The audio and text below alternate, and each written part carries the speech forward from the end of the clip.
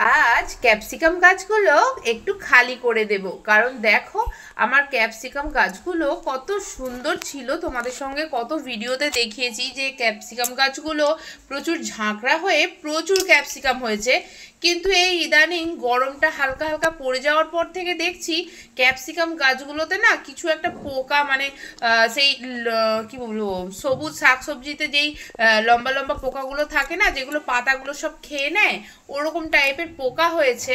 আর যার ফলে দেখো প্রথমে যে ক্যাপসিকামটা দেখালাম ওইটা মানে ওরকম সব ক্যাপসিকামগুলোতে না একটু একটু করে পুরো মানে খেয়ে নিয়েছে ক্যাপসিকামগুলো। তো আমার গাছগুলোর প্রতি মনে হচ্ছে এই পোকাগুলোর নজর লেগে গেছে, কারণ গাছগুলো এত সুন্দর হয়েছিল যে কি বলবো। আর তার কারণে দেখো সমস্ত ক্যাপসিকামগুলো না একটা কি বলবো সবুজ কালার থেকে একটু কালচে টাইপের কালার হয়ে যাচ্ছে, তারপরেই ক্যাপসিকামগুলো ছোটোতেই মানে পেকে যাচ্ছে, লাল হয়ে যাচ্ছে। দেখো আমি আজকে মানে অনেক দিন ছাদে প্রত্যেক দিন যাই, বিকেলের দিকে জল দিয়ে চলে আসি, অতটা লক্ষ্য করিনি, কিন্তু মা আমাকে বলল যে সব ক্যাপসিকামগুলো এখন তুলে নিয়ে চলে আয়, না হলে নষ্ট হয়ে যাবে। আমি বললাম কেন? বলছে তুই প্রত্যেক দিন জল ঢেলে দিয়ে চলে আসিস, খেয়াল করিস নি। আমি বললাম যে না, আমি তো খেয়াল করিনি। তখন মা আমাকে বলল যে ক্যাপসিকাম গাছগুলো দেখে আয় কি অবস্থা হয়েছে। তো আমি সত্যিই দেখলাম গাছের পাতাগুলো না অনেক মানে পোকাতে অনেক খেয়ে নিয়েছে, ক্যাপসিকামগুলো খেতে শুরু করে দিয়েছে। তো সেই জন্য আজকে মানে ক্যাপসিকাম গাছগুলো দুটো গাছেই যেহেতু অনেক ক্যাপসিকাম হয়েছে, তো সব ক্যাপসিকাম গাছগুলো আমি একটু মানে কেটে ক্যাপসিকামগুলো কেটে নিয়ে গাছগুলো একটু হালকা করে দিচ্ছি। তো দেখা যাক। আর তোমরা যদি জেনে থাকো যে এই যে পাতা মানে কেটে খেয়ে নিচ্ছে, ফলও কেটে খেয়ে নিচ্ছে যে পোকাগুলো, এর থেকে নিষ্কৃতি পেতে গেলে কি দিতে হবে? গাছের গোড়াতে কিছু দিতে হবে কিংবা পাতাতে কিছু স্প্রে করতে হবে? যদি তোমরা জানো প্লিজ আমাকে কমেন্টে জানিও।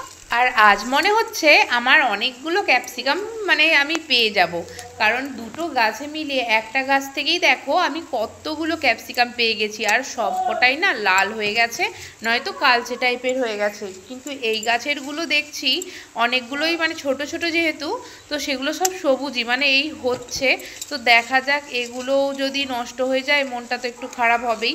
তোমরা প্লিজ যদি কেউ জেনে থাকো যে এই পাতাতে কি স্প্রে করলে এই পোকাগুলো যাবে কি আমাকে একটু জানিও, তাহলে আমার অনেকটাই সুবিধা মানে অনেকটাই সাহায্য হবে। কারণ আমার সব মানে শখের ছাদ বাগানের কি বলবো, শখের ছাদ বাগান তো শখেরই সমস্ত গাছগুলো। আমার গাছগুলোতে যদি কিচ্ছু হয় না একটু থেকে মানে একটু কোনো প্রবলেম হলে আমার মনটা ভীষণ খারাপ হয়ে যায়। আর আমার মানে যতগুলো গাছ ধরো এনেছি একটাও গাছ কিন্তু আমার মানে নষ্ট হয়ে যায়নি, সব গাছগুলোই কিন্তু ভালোই আছে। আর যেই বেগুন গাছগুলো এনেছিলাম চলো সেগুলো তোমাদেরকে আজ দেখাবো কি অবস্থা। তো দেখো বেগুন গাছগুলোরই সেই একই অবস্থা, যতগুলো মানে নতুন নতুন বেশ পাতাগুলো হচ্ছিল সব পাতাগুলো মানে শুকনো হয়ে যাচ্ছে, আর নয়তো পাতাগুলো মাঝখান থেকে পোকাতে কেটে দিচ্ছে আর শুকিয়ে যাচ্ছে। দেখো আর দু তিনটে বেগুন ধরেছিল, সেই বেগুনগুলোও না কীরকম পোকা হয়ে ঝরে যাচ্ছে, এটাও একটা সমস্যা। আমি মানে একটু গোবর দিয়ে মানে ঘুঁটে গুঁড়ো দিয়েছিলাম টবগুলোতে, সবাই বলে খুব ভালো বেগুন গাছে দিলে, তো আমি এনে সেটাও দিয়েছি, কিন্তু এখন মানে কোনো কিছুতেই কিছু হচ্ছে না। সবেতেই মানে কি বলবো, আমার এই ক্যাপসিকাম গাছ আর এই বেগুন গাছগুলোতে মানে কি যে হয়েছে। ফুল গাছগুলো কিন্তু এখন অবধি ঠিকঠাক আছে দেখতে পাচ্ছি, কিন্তু এই দুটো গাছে এত পোকা হয়ে গেছে যে কি বলবো। আমি আজকে 3টে পোকা মেরে এসেছি, ওই রকমই মানে সেই আঙুল কাটা পোকা আমি বলি ওগুলোকে, কিন্তু ওগুলো হচ্ছে মানে ওই সবুজ গাছের মধ্যে ওই পাতা মানে ওই পোকাগুলো বেশি থাকে।